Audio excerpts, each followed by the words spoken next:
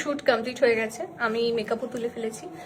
তার মধ্যে মেকআপ আর্টিস্টরা চলে যাচ্ছে বিকজ তারা অনেক দূর থেকে এসছে, বলেছিলাম আগেই বসিরহাটেরও ভেতরে। তো এই দেখো সবার মুখের অবস্থা, খুব মনটা খারাপ। এই পুচকিটাকে দেখো না, মেকআপ রিমুভ করে দিয়েছে আমাকে মাসাজ করে, আর অনেক আশীর্বাদ করেছে। আমার থেকে বয়সে ছোট হয়েও আমাকে অনেক আশীর্বাদ করেছে। আর এখন কিছু বলতে পারছি না, এখন চুপচাপ আছে। না চুপচাপ না, মানে এতটাই ইমোশনাল হয়ে গেছি সকালবেলা, মানে সকাল না অনেক দিন থেকে এক্সাইটেড যে দিদিকে নিয়ে শুট করবো। ফাইনালি দিনটা শেষ হয়ে গেল, সত্যি ভীষণ আশা ছিল, ভীষণ কষ্ট লাগছে যে মানে সকালবেলা এত এক্সাইটেড ছিলাম, সারা দিনটা কিভাবে যে গড়িয়ে গেল। কিন্তু দিদি একটু তাড়া দিন, এটা আবারও বলবো, কিন্তু তবুও ভীষণ কষ্ট হচ্ছে যে কি করে যাব।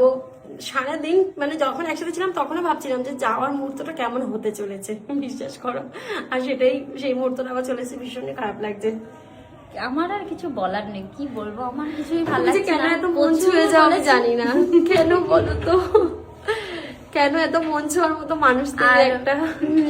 দিদির হবু বরের জন্য আমার তরফ থেকে একটা ছোট্ট মেসেজ, তুমি দিদিকে অনেক ভালো রেখো, কারণ একটা মেয়ের কাছে তার উঠবি বা তার হাজবেন্ড মানে ডিপেন্ড করে যে সে কতটা ভালো রাখে। তুমি যদি দিদিকে ভালো রাখো, দিদি ভালো থাকবে, দিদি ভালো থাকলে আমরা ভালো থাকবো, ঠিক আছে? দিদিকে খুশি রেখো, তুমি অনেক অনেক খুশি রেখো।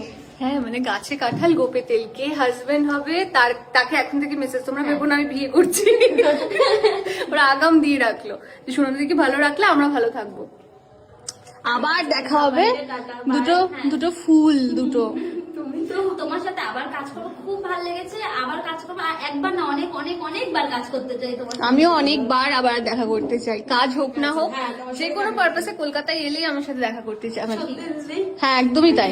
ঠিক আছে, তোমার সঙ্গে দেখা করবো। ঠিক আছে, টাটা টাটা, সাবধানে। হ্যাঁ একদম।